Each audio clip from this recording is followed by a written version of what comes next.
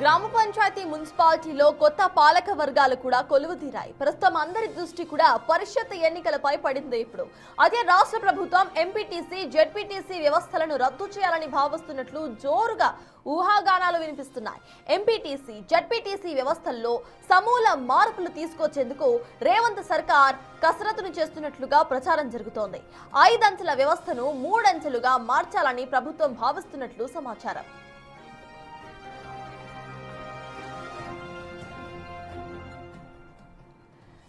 ఎంపీటీసీలను, జెడ్పీటీసీలను ఇప్పటి వరకు ప్రజలే నేరుగా ఎన్నుకునేవారు. కానీ ఇప్పుడు ఎంపీపీలు, జెడ్పీ చైర్మన్లు పరోక్షంగా ఎన్నుకునేలా చట్టంలో మార్పులు చేర్పులు చేసే యోచనలో ఉన్నట్లు తెలుస్తోంది.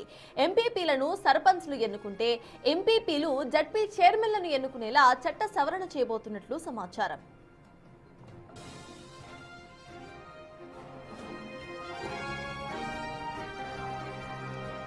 ఎంపీటీసీలు, జెడ్పీటీసీల వ్యవస్థతో ప్రజలకు, ప్రభుత్వానికి పెద్దగా లాభమేమీ లేదని రేవంత్ సర్కార్ భావిస్తున్నట్లు తెలుస్తోంది.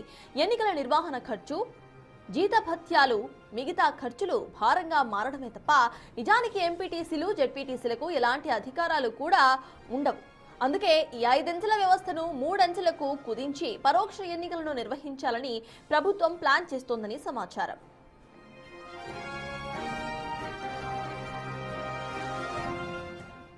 ఇక జెడ్పీటీసీ, ఎంపీటీసీ ఎన్నికలకు సంబంధించి పూర్తిగా కూడా ప్రజలు ఓటింగ్ వేయకుండా ఇటు ఎవరైతే ఎన్నికవుతారో వాళ్ళ ద్వారా ఓటింగ్ ఉండే విధంగా కూడా ఇటు ప్లాన్ చేస్తున్నట్టు తెలుస్తోంది రేవంత్ సర్కార్. దీనికి సంబంధించిన పూర్తి అప్డేట్స్ మా ప్రతినిధి వాసు అందిస్తారు.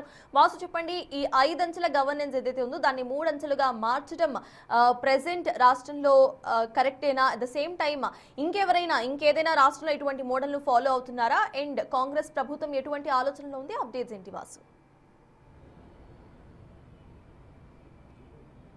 ఎస్ సత్తాజ్, ఏదైతే జెడ్పీటీసీ, ఎంపీటీసీ స్థానిక ఎన్నికలకు సంబంధించి ఎన్నికలకు వెళ్ళాలా వద్దా అన్న అంశానికి సంబంధించి తెలంగాణ ప్రభుత్వం తర్జన భర్జన చేస్తుంది. మనకున్నటువంటి సమాచారం ఇప్పటివరకు అధికారులతో ఒకవేళ జెడ్పీటీసీ ఎన్నికలు రద్దు చేస్తే రాజ్యాంగపరమైన చిక్కులు ఏమైనా వస్తాయా అన్న అంశానికి సంబంధించి ఇప్పటికే న్యాయ నిపుణులతో పాటు సీనియర్ ఐఏఎస్ అధికారుల సలహాలు, సూచనలు కూడా తీసుకున్నట్టుగా మనకు సమాచారం అందుతుంది. అయితే కొంతమేరకైతే అధికారులకు సంబంధించి రాజ్యాంగపరమైనటువంటి చిక్కులు ఎదురయ్యే అవకాశం ఉందన్న విషయాన్ని చెప్పడం జరిగింది. ఎందుకంటే ఎన్నికలు నిర్వహించాలా వద్దా అన్న అంశానికి సంబంధించి రాజ్యాంగపరమైన చిక్కులు లేకుండా చూసుకోవాల్సిన బాధ్యత ప్రభుత్వాలపైన ఉన్న నేపథ్యంలో కూడా అసలు పార్టీ పరంగా ఒకవేళ ఎన్నికలు రద్దు చేస్తే ఎలాంటి ఇబ్బందులు ఎదురవుతాయి, లేదా రాజ్యాంగపరంగా ఎలాంటి ఇబ్బందులు ఎదురయ్యే అవకాశం ఉంది.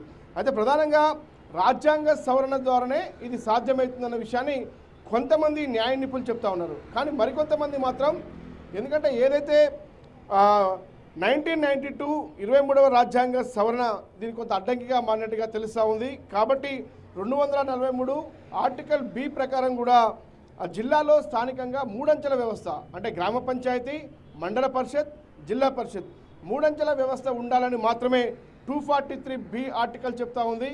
కాబట్టి ఇక్కడ మధ్యలో ఉన్నటువంటి ఎంపీటీసీలు, జెడ్పీటీసీలు లేకుండానే గ్రామ పంచాయతీ సర్పంచులు, ఎంపీపీలు, జెడ్పీ చైర్మన్ ఎన్నుకుంటే 3 అంచెల వ్యవస్థ ఈ జిల్లాల వ్యవస్థల్లో కూడా ఖచ్చితంగా స్థానికంగా ఉండే అవకాశం ఉంటుంది. కాబట్టి రాజ్యాంగపరమైనటువంటి చిక్కులు వచ్చే అవకాశం లేదని మరొక వాదన.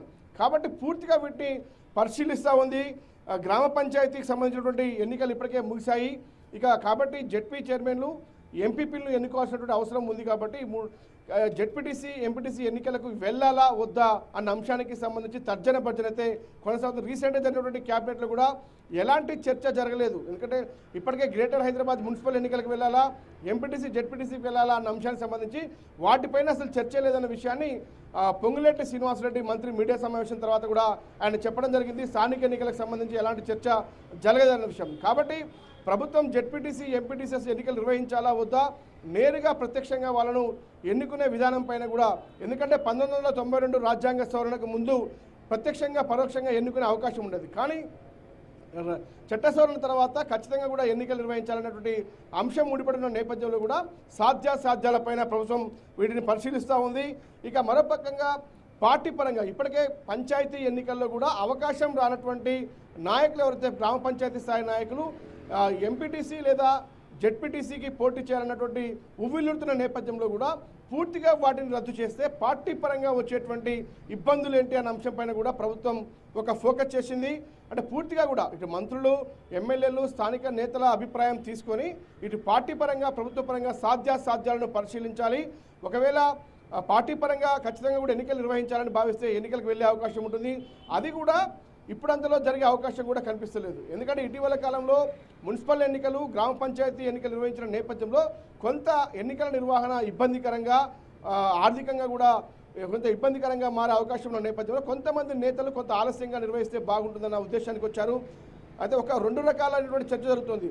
ఎన్నికలు నిర్వహిస్తే ఎప్పుడు నిర్వహించాలి, లేదా పూర్తిగా రద్దు చేయాలి అన్న అంశానికి సంబంధించి రాజ్యాంగపరమైన చిక్కులతో పాటు పార్టీ పరంగా వచ్చేటువంటి డిమాండ్లు కావచ్చు, ఏదైతే వాళ్ళు ఉన్నటువంటి రిక్వెస్ట్లు కావచ్చు, వీటన్నిటినీ పరిశీలించి నిర్ణయించిన అవకాశం ఉంది.